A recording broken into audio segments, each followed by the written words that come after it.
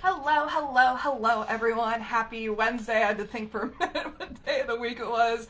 I'm Claire If we haven't already met, I'm an author and small publisher committed to changing the world for the better through inclusive stories and practices.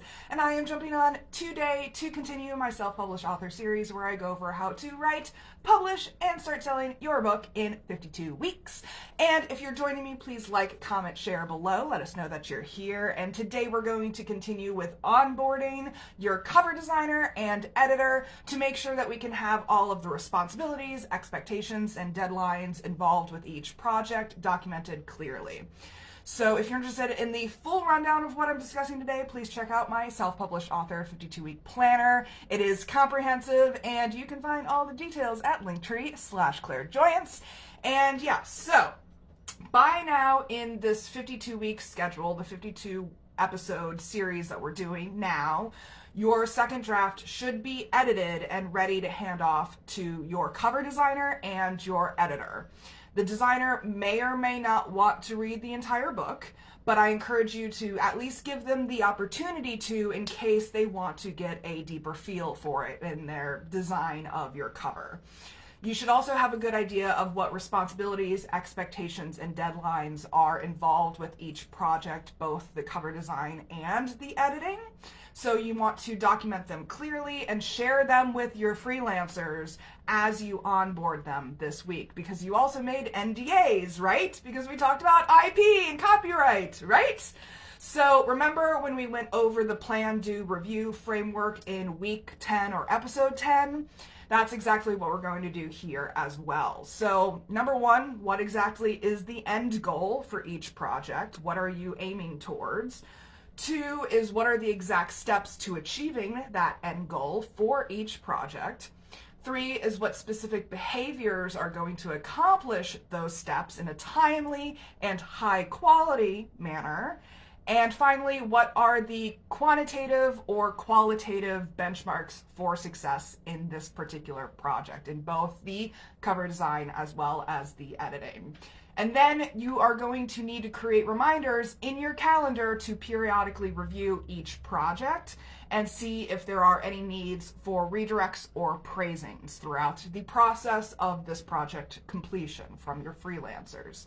If the actual behaviors are different than the expected behaviors, then you will offer a redirect to your team to get them back on track.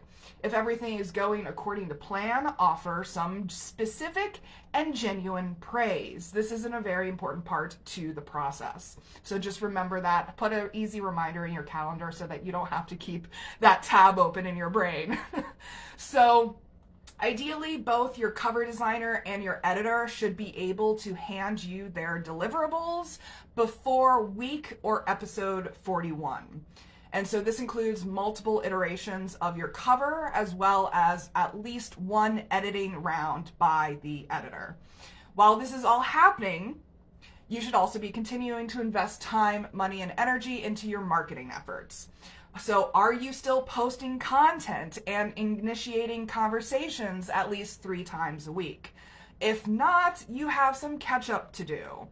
Research shows that it takes anywhere from 20 to 50 touch points in order to engage a cold customer, meaning that they have no idea who you are, no idea what you offer. They're completely cold, unfamiliar to you.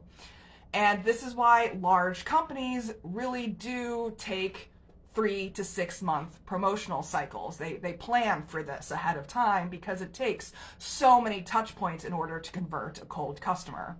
So touch points can be anything from a post, an email, an ad, a billboard, a customer review, a conversation, or some other form of messaging. It's just a touch point where you are reaching out and touching the person figuratively.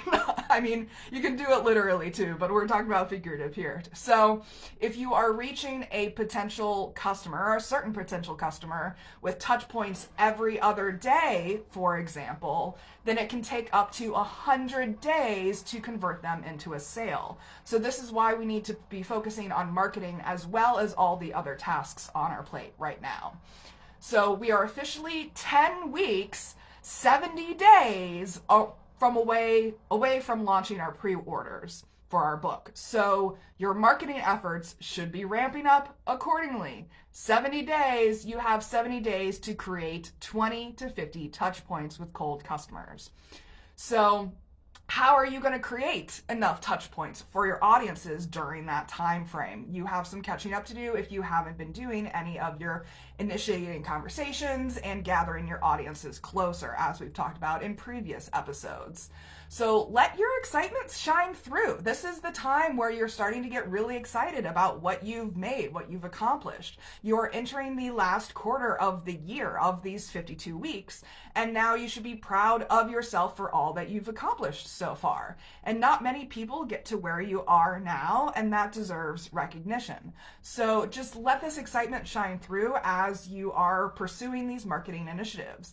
And just make sure that you are being very focused for the next 70 days as we ramp up to the pre-order launches. So that's it for today. If you're interested in learning more, please check out my self-published author 52-week planner. All the details can be found at linktr.ee/clairjoyance. And next time I'll be jumping on to talk about finding beta readers. This is also a very important step in the process to make sure that we can find paid readers who have significant social media followings and are willing to post reviews of our book. That is the aim with beta readers. So in the meantime, please remember that you all have extraordinary stories inside of you, and I'm rooting for you as you use them to change the world for the better. Take care, everyone, and I'll see you on Friday.